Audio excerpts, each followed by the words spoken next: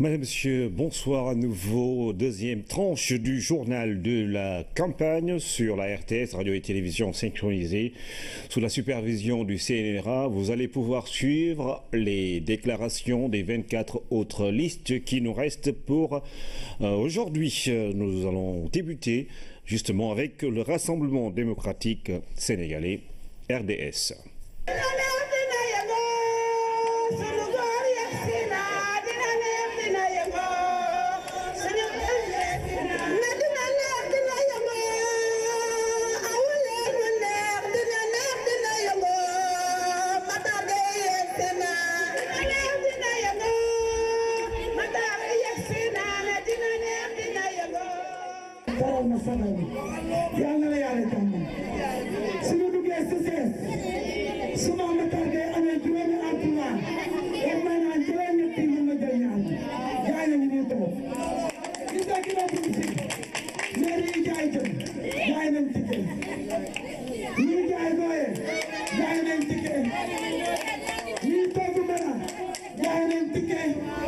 Matar sama nijaay la parce que am naa Matar nijaay ju tudd Matar Gueye kon ñu ngi lay dalal jàmm di la wax ni ñëw nga ci quartier bu ñuy wax ci 1 nekk ci commune bu ñuy wax Yeumbeul Sud mu nekk quartier boo xam ne nag quartier la boo xam ni wax dëgg yàlla quartier bi doy waar la. ñaxtu Yeumbeul Sud weesuwul lu jëm ci affaire nawet ndax quartier bu baax la ay nit ñu baax fi ne ay notable yu baax fi ne. nit ñi déggoo nañu ñëpp ay mbokk lañu kon ñoom amuñu jàmbat ci boobu wàll yàlla def na fi jàmm macha allah waaye bu ñu nee nawet jib na rek seen fit yëpp a dem ndax bu ndox mi ñëwee du ñu xam ne ñuy def ak ndox mi ba fii may wax ak yéen am na juróom fukki kër ak ñeent yoo xam ne ndox mi nangu na ko loolu daal moo doon suñu message tey bëgg président Macky Sall dégg ko.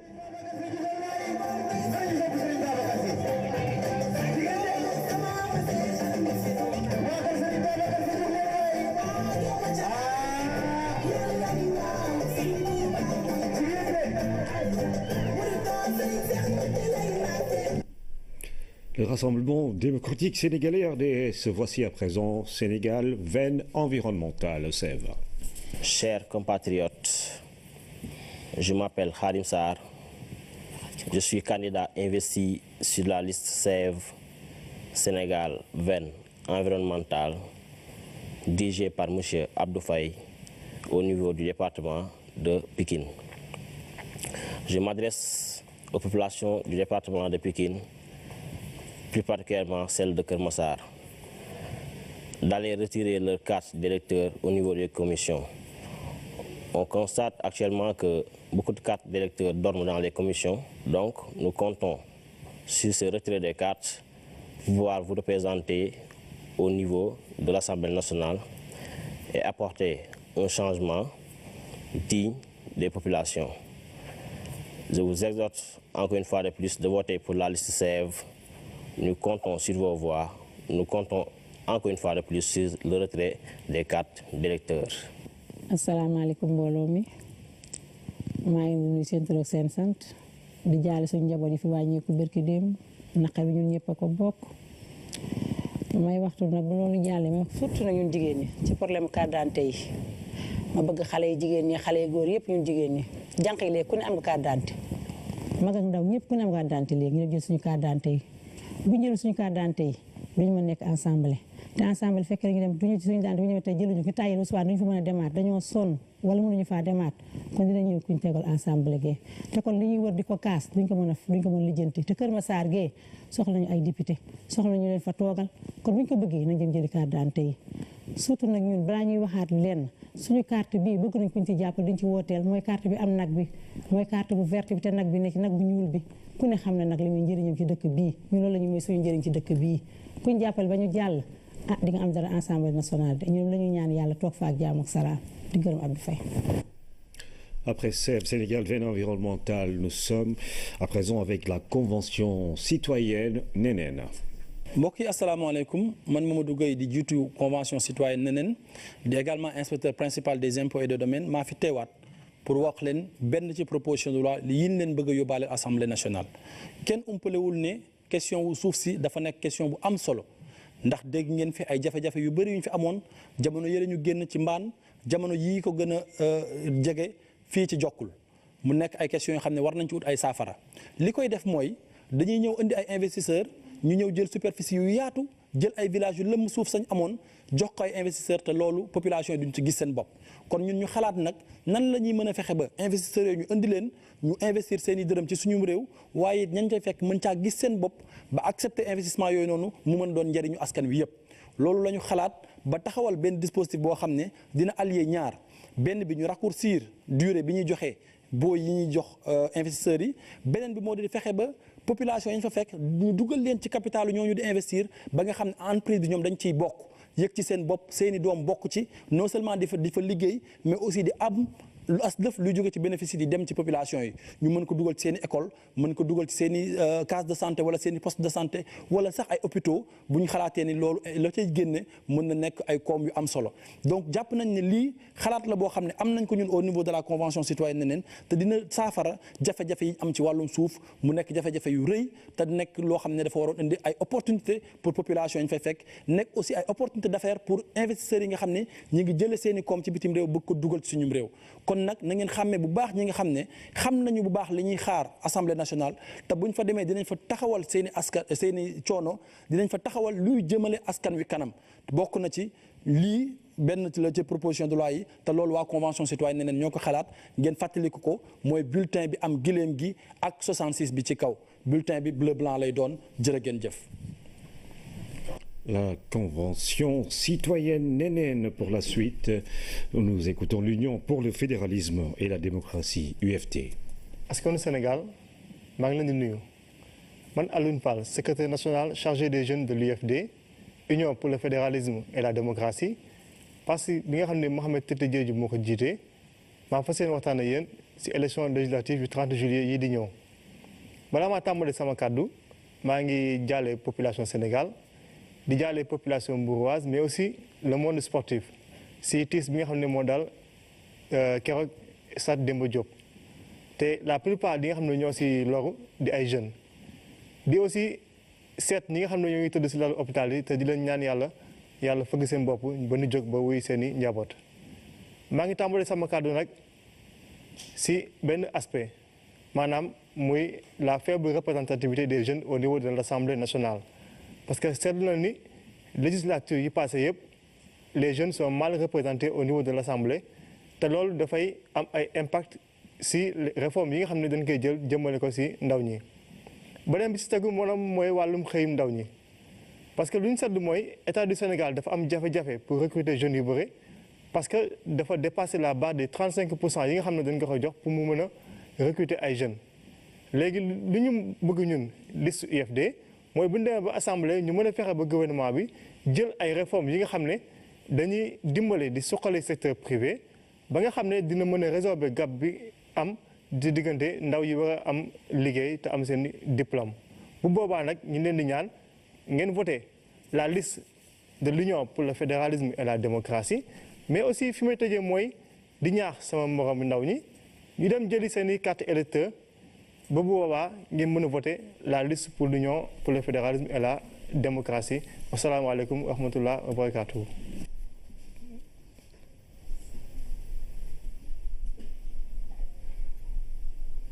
L'UFD, l'Union pour le fédéralisme et la démocratie, dans cette deuxième tranche du journal de la campagne.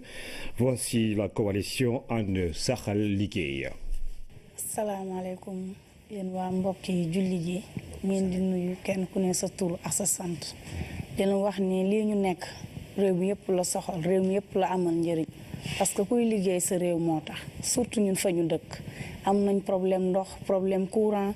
lu ñëw duñu bokk kenn faale ñu parce que dañ naan dañoo sori te pourtant ñun ci population bi lañ bokk ndax yor nañ njaboot am nañ problème école problème assainissement yooyu yëpp am nañ jafe-jafe yooyu bi ay da ñëwee nag fas yéene ànd ak ñun liggéey ak ñun ànd saxal liggéey ñu ne ko ñun kat ku ñu woo ci développement ak liggéey fas yéene nañu ànd ak yow loolu la ñu àndee ak Aïda Mbodj mu jël suñu leader bu dëkk Tivaouane Peulh ñu nekk ak moom ñuy ànd ak moom local ba lii tey am député kon mën naa yéen waa Tivaouane Peulh lii seen yëf la yéen a ko moom parce que c'est la première fois am ku dëkk ci dëkk bi ñu tabb ko def ko liste départementale au niveau de Tëngéej Sendou Diamniadio Tivaouane Peulh ba Niakoulrab ñàgg kon loolu sunu sag la te Olof Njaay nee na kuy wàlliyaan sa dëkk dafa tëggul vraiment nañu góorgóorlu jàppale Jean-Pierre Ndiaye parce que mooy sunu leader looy uti feneen day fekk sa dëkk amu ko ñun moom rek la ñu am na jom am na diine am na l'islam nañ jàpp te ànd ak moom liggéeyal ko te yàlla tax. Mes chers compatriotes, nous voilà à l'occasion de ces joutes électorales pour changer le destin de notre République. Nous, à And Saxal Liggéey, avec la présidente Aïda Mbodj, nous vous proposons une assemblée de rupture. Si vous voyez la composition de notre liste, c'est le Sénégal dans toute sa composante. Nous voulons apporter des ruptures pour que cette assemblée soit une assemblée du peuple et pour le peuple. C'est pour cela que nous vous appelons à voter pour notre coalition. Si vous nous donnez la majorité, nous serons en mesure de faire en sorte que les détournements d'objectifs ne se feront plus dans cette assemblée. Nous vous remercions de votre attention.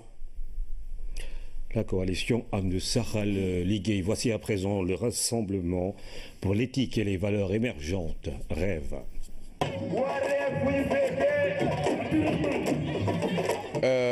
tey ku mel ni Ibou Laye ak responsable yi fi nekk ak jeunesse bi vraiment dëgg naa bu baax a baax seen yóbbante effectivement li fi am seetlu naa ko dara amu fi mais lenn li ngeen xam ne tey man mii sama jëmm bopp engagement bi may jël saalu informatique bu neexee yàlla loolu mën naa leen ko may parce que mooy seen ñaxtu tey xam ne tamit école bi tamit li ngeen ci wax incha allah dinañ ci taxaw parce que li fi gën assemblée bi fi nekk bu ngeen xoolee àdduna ji yëpp Sénégal kott ngay gis assemblée boo xam ne kurfeñ ak lépp a ngi ci biir dinañ doorante di saagante nga xam ne que dëkk boobu démocratie amu fa démocratie ci biir assemblée xeex di kurfeñante lii mooy ne li fi nekk il faut mu jóge fi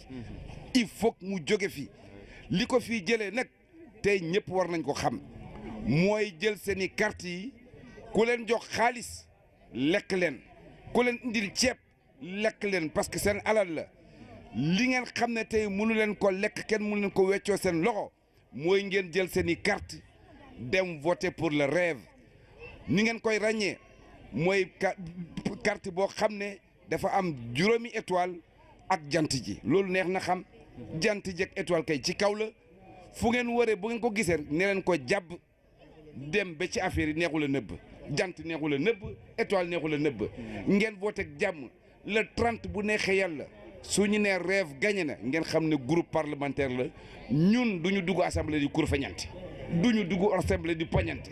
ñi pa yi fa nekk ngir yàlla ak yonent bi nañ ñibbi dem jaayi guro wuti ay pañe guro jaayi bàyyi gune yi yore réew mi wasalaam maa ngi leen di remercier. Le Rassemblement pour l'éthique et les valeurs émergentes rêve place maintenant au Front patriotique républicain FPR. Le FPR, Front patriotique républicain de Mbaye Samb, observe une minute de silence à la mémoire des disparus au stade Demba Diop et nous présentons nos condoléances à leurs familles éplorées.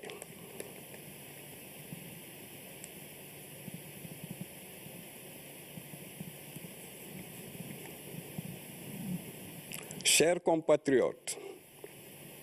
bannissons la violence dans le paysage politique sénégalais. Les instigateurs de cette violence électorale doivent être écartés du Parlement. Au risque de voir cette violence à l'hémicycle. Nous sommes un peuple civilisé. ñu ngi leen di ñaan yéen Sénégalais yi ngeen góorgóorlu bàyyi violence yi ngeen di def ci paysage politique bi te ngeen xam ne réew mi ñoo ko bokk kenn mënu ko xar ñaar li ñuy ñaan nag yàlla nañu yàlla dugal ci élection yu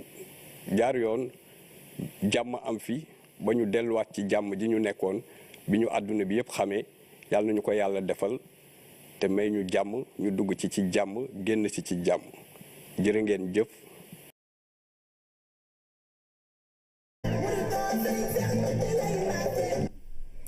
Le Rassemblement démocratique sénégalais RDS, voici à présent Sénégal, veine environnementale, Sèvres. Chers compatriotes,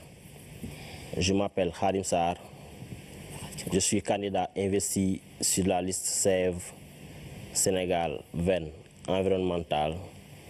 dirigée par M. Abdou Faye au niveau du département de Pikine. Je m'adresse aux populations du département de Pikine, plus particulièrement celles de Keur Massar, d'aller retirer leur carte d'électeur au niveau des commissions. On constate actuellement que beaucoup de cartes d'électeurs dorment dans les commissions, donc nous comptons sur ce retrait des cartes pour pouvoir vous représenter au niveau de l'Assemblée nationale et apporter un changement digne des populations. Je vous exhorte encore une fois de plus de voter pour la liste SEV.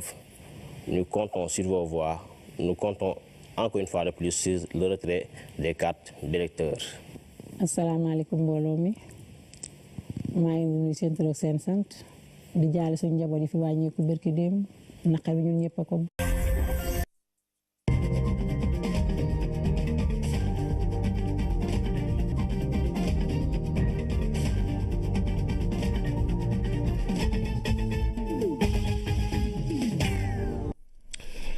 Madame, Monsieur, bonsoir à nouveau. Deuxième tranche du journal de la campagne sur la RTS, radio et télévision synchronisée. Sous la supervision du CNRA, vous allez pouvoir suivre les déclarations des 24 autres listes qui nous restent pour aujourd'hui. Nous allons débuter justement avec le Rassemblement démocratique sénégalais, RDS.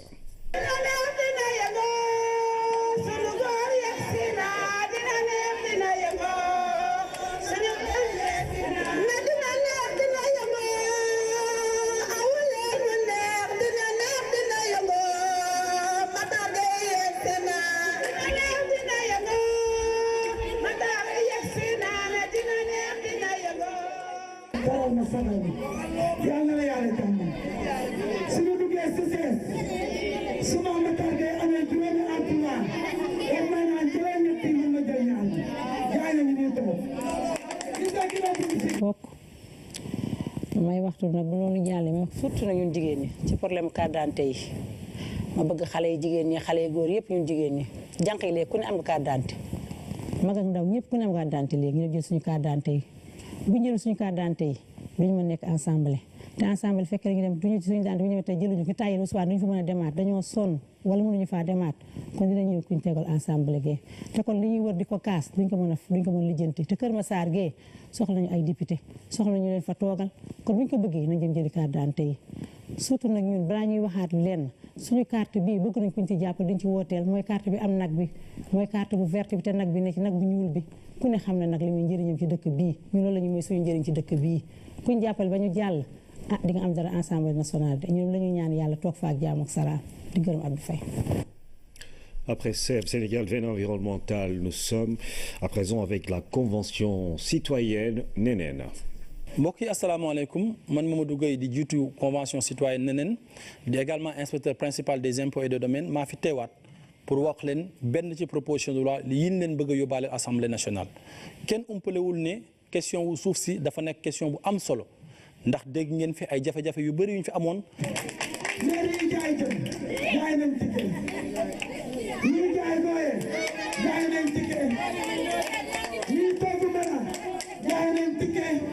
Maam Matar sama nijaay la parce que am naa Matar nijaay ju tudd Matar Gueye kon ñu ngi lay dalal jàmm di la wax ni ñëw nga ci quartier bu ñuy wax Tidde 1 nekk ci commune bu ñuy wax Yeumbeul Sud mu nekk quartier boo xam ne nag quartier la boo xam ni wax dëgg yàlla quartier bu doy waar la. ñaxtu Yeumbeul Sud weesuwul lu jëm ci affaire nawet ndax quartier bu baax la ay nit ñu baax fi ne ay notable yu baax fi ne nit ñi déggoo nañu ñëpp ay mbokk lañu kon ñoom amuñu jàmbat ci boobu wàll yàlla def na fi jàmm macha allah waaye bu ñu nee nawet jib na rek seen fit yëpp a dem ndax bu ndox mi ñëwee duñu xam ne ñuy def ak ndox mi ba fii may wax ak yéen am na juróom fukki kër ak ñeent yoo xam ne ndox mi nangu na ko loolu daal moo doon suñu message tey bëgg président Macky Sall dégg ko.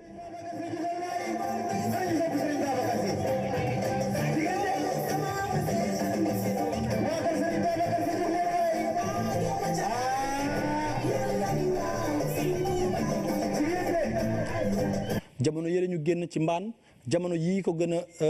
jege fii ci Jokkul mu nekk ay questions yoo xam ne war nañ ci ut ay saafara li koy def mooy dañuy ñëw indi ay investisseurs ñu ñëw jël superficie yu yaatu jël ay villages yu lëmm suuf sañ amoon jox ko ay investisseurs te loolu population yi duñ ci gis seen bopp kon ñun ñu xalaat nag nan la ñuy mën a fexe ba investisseurs yooyu ñu indi leen ñu investir seen i dërëm ci suñu réew waaye ñañ cay fekk mën caa gis seen bopp ba accepter investissement yooyu noonu mu mën doon njëriñu askan wi yëpp loolu la ñu xalaat ba taxawal benn dispositif boo xam ne dina allier ñaar benn bi ñu raccourcir durée bi ñuy joxe boo yi ñuy jox